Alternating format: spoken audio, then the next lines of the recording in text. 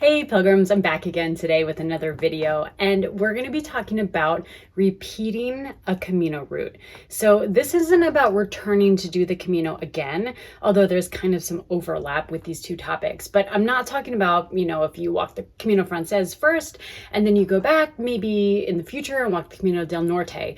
I'm talking about going back and repeating a Camino path or a portion of a path that you've already walked. So this topic has been on my mind a lot because I am planning for a summer Camino, which will begin hopefully soon in about a month or so.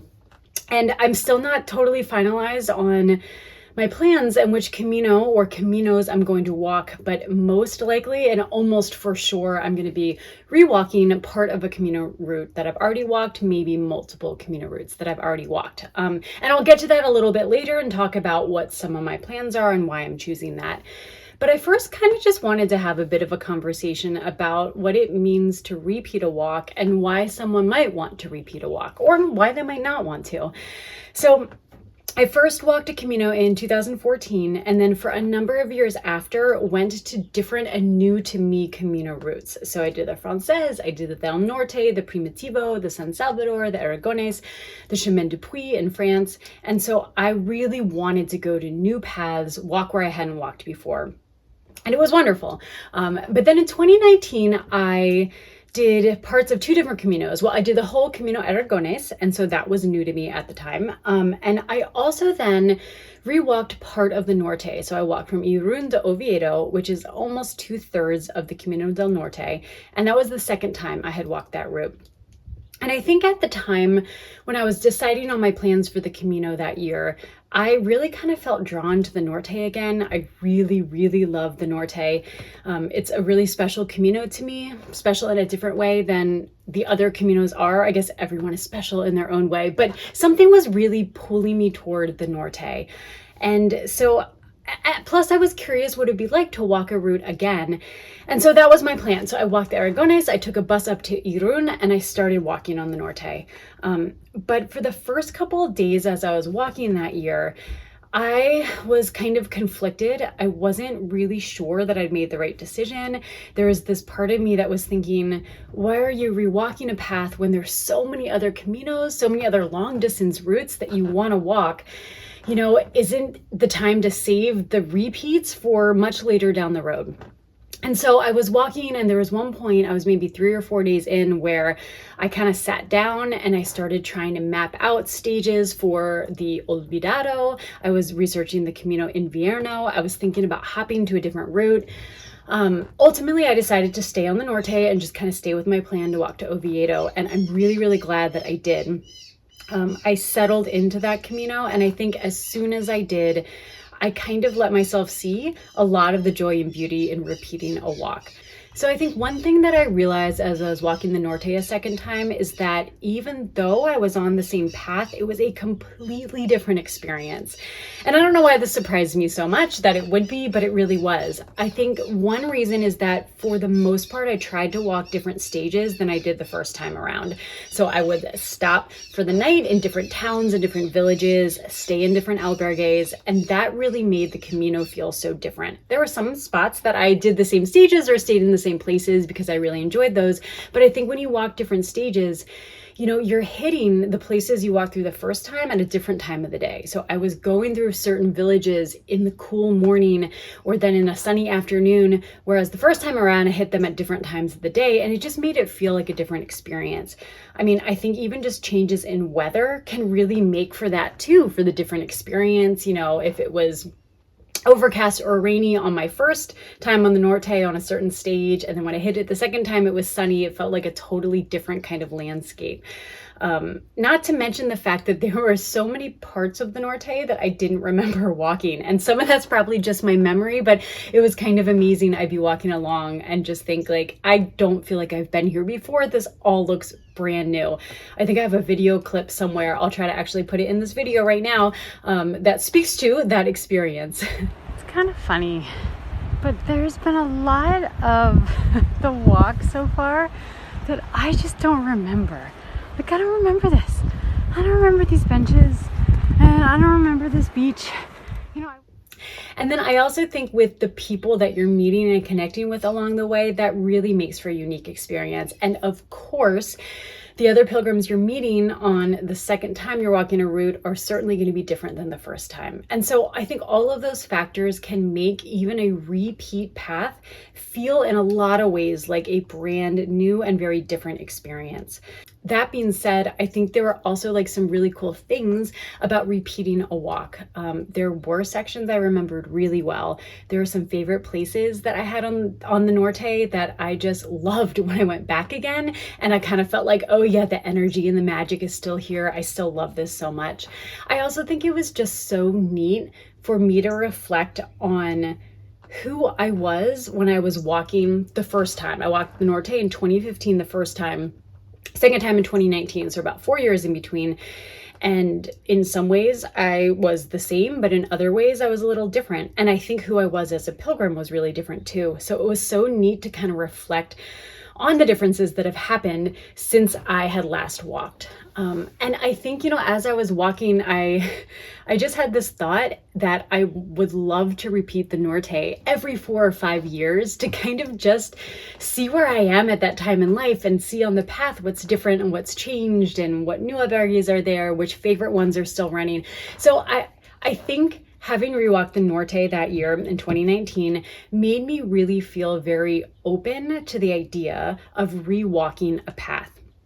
And so last summer, I actually rewalked the Primitivo, and I'm not going to get into that in as much detail, but I had a kind of similar experience as I did to rewalking the Norte. It felt like a brand new, very complete Camino in a very different way than it did the first time around. Both felt like complete Caminos, but each felt like their own experience. And so I think in general now, in addition to wanting to find new paths and go to new and different Camino routes, I also not only don't mind rewalking a path, but actually really look forward to it.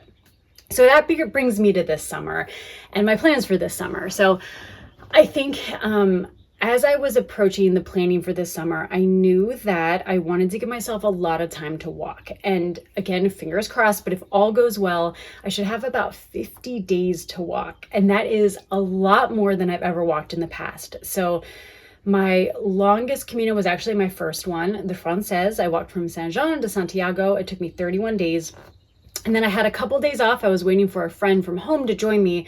And then when she got to Spain, she and I walked from Santiago to Finisterre, and we did that in 4 days. So it was a total of 35 days on the Camino, a little disjointed at the end. And then I've walked 2 other years on a Camino doing about 30 days. And then my other Caminos have been shorter since, like a week, 2 weeks, 3 weeks. But each time that I did about a month on the Camino, when I got to the end of the walking, I just felt so strongly that I wanted to keep going, that I could keep going. I wanted to know what it felt like to keep going. And so it's been on my mind for a number of years now when it would kind of work out and I had like the time and I didn't have other plans to really spend a good amount of time on a Camino and to try to walk longer than a month. So again, I have about 50 days this summer to walk. And part of doing this much longer walk, one thing that I'm hoping to do is a continuous walk arriving in Santiago. And because of this, it means I am going to probably have to repeat some parts of Caminos that I've already walked. When I've been planning for the summer, I have come up with so many different options of routes that I could walk in different scenarios and parts of paths. And I'm still not completely 100% settled on a plan, but I'm kind of narrowing it down to a couple good options. And a few of my options did involve kind of walking, a section of a Camino, getting a bus or a train, hopping to another new to me Camino, maybe going to another new to me Camino. And that's still a possibility. I even might find as I'm walking that I want to do that I'm craving something new. But I think how I'm feeling right now is I would love to do a long continuous walk to see what it could be like if my body can hold up and if nothing happens, if I can walk for 50 days in a row. What would that be like? I'm excited to find out. And so given the fact that I'm walking in the summer, it really sort of limits my options to starting a walk in France and walking for a bit in France, crossing into Spain, and then continuing on the sort of northern routes to get to Santiago. So basically that means I'm going to have to repeat either part of the Française or the Norte. And then I think once you kind of get further west and you're getting closer to Santiago, there's some extra paths and other options. But I think I'm definitely going to have to repeat part of one. Since I've already done the Norte or part of the Norte twice, I'm thinking the Française, I will probably repeat some of that path. And I'm actually kind of looking forward to that. I have not put off repeating the Française, but I think it was, my first Camino and such an amazing experience. I've for a long time just kind of wanted to keep it and just keep my memories to that one first Camino.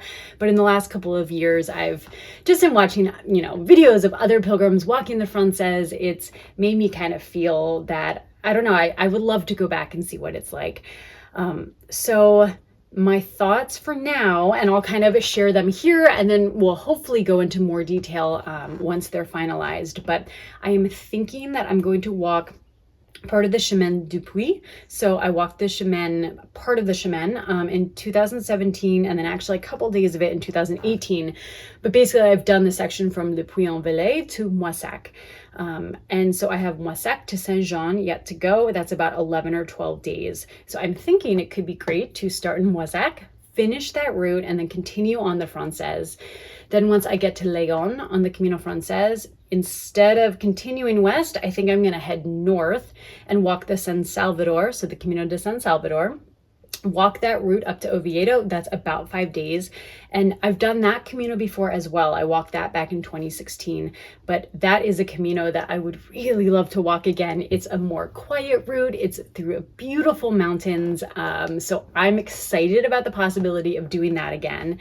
And then once I hit Oviedo, most pilgrims, if they're continuing on, would probably do the Primitivo because it starts in Oviedo.